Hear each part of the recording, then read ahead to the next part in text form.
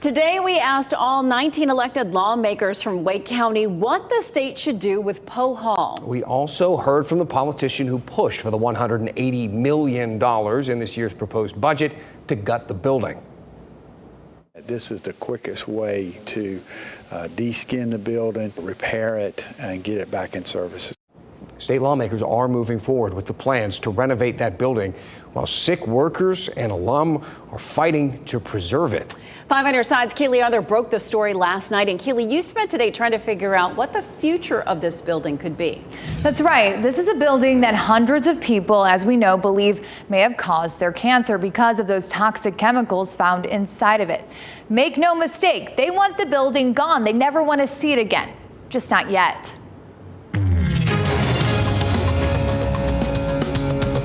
This is evidence.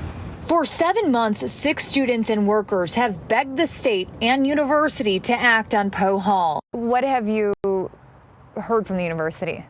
Nothing. There is a lot more information that they could be sharing with us. Send an email to those folks. No one ever replied back to me. Do right by your employees.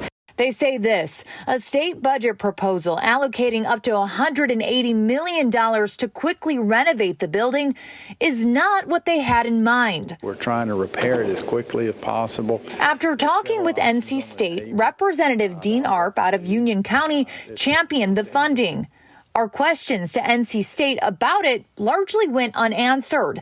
5 on your side asked 21 elected officials if it was money well spent. State Senator Phil Berger is against it. At this point, I don't know that anybody's settled on exactly what the right thing to do with Poe Hall is. Representative Maria Cervania wrote the state should be, quote, addressing the health problems of the people affected. That's something Chancellor Randy Woodson promised in a March interview. Well, there's so much anxiety around the fact of, like, was I exposed? Am I going to get sick?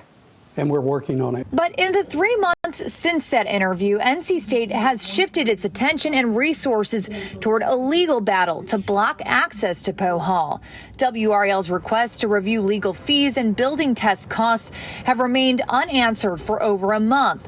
Workers and students who believe they fell ill from the toxic chemicals inside Poe criticize NC State's sampling as inadequate and unreliable.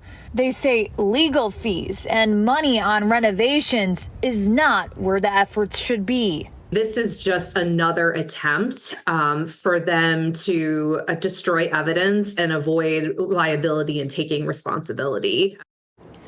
And I also spoke with State Senator Jay Chowdhury about this and the likelihood of this going through. He said it's pretty unlikely the House's proposal will pass, though he supports the funding. Now, the state Supreme Court could rule any day now on whether sick workers and students can independently test Poe Hall. If the court rules against them, hundreds of people, as we know, will be devastated. Demolishing the building won't prevent lawsuits, but it really could limit the evidence.